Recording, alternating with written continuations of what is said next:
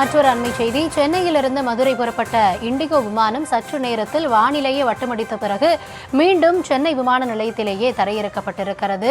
சிறிது நேரம் வானிலையை வட்டமடித்து பிறகு மீண்டும் தரையிறக்கப்பட்டிருக்கிறது. இதற்கான காரணம் என்ன என்பது குறித்தான தகவல்கள் வெளிவரவில்லை என கூறப்படுகிறது. இது குறித்த மேலும் விவரங்களுக்காக நிகரார் எம்முடைய செய்தியாளர் மதியழகன். வணக்கம். எத்தனை மணிக்கு டேக் ஆஃப் ஆன ஃபிளைட் இது?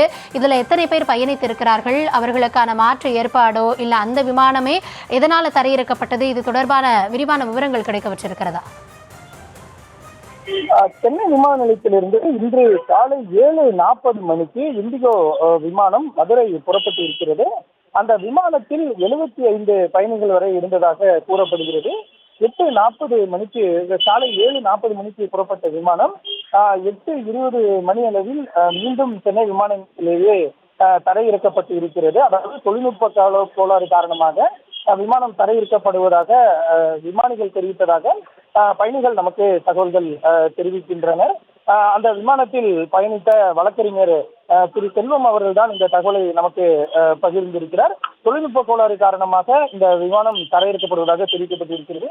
8:20 மணிக்கு விமானம் தரையிறக்கப்பட்டிருந்தாலும் கூட 1 மணி நேரம், அதாவது 9:20 மணி வரை பயணிகள் அனைவரும் விமானத்திலேயே அமர வைக்கப்பட்டு இருக்கிறார்கள். அவர்கள் விமானத்தை விட்டு வெளியேறவும் அனுமதிக்கப்படவில்லை. 1 மணி நேரம் கழித்து பயணிகள் அனைவரும் தற்பொழுது விமானத்திலிருந்து இறக்கிவிடப்பட்டு இருப்பதாக தெரிவிக்கப்பட்டிருக்கிறது.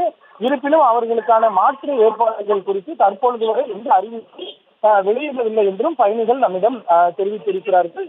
7:40 மணிக்கு புறப்பட்ட விமானம் 8:20 மணிக்கு, அதாவது சிறிது நேரம் சென்று மீண்டும் வட்டமடித்த நிலையில் வானில் வட்டமடித்த நிலையில் மீண்டும் சென்னை விமான நிலையத்திலேயே தரையிறக்கப்பட்டு இருக்கிறது. இதன் காரணமாக 75 பயணிகள் வரை தற்பொழுது அவதிக்குள்ளாகி இருக்கின்றனர்.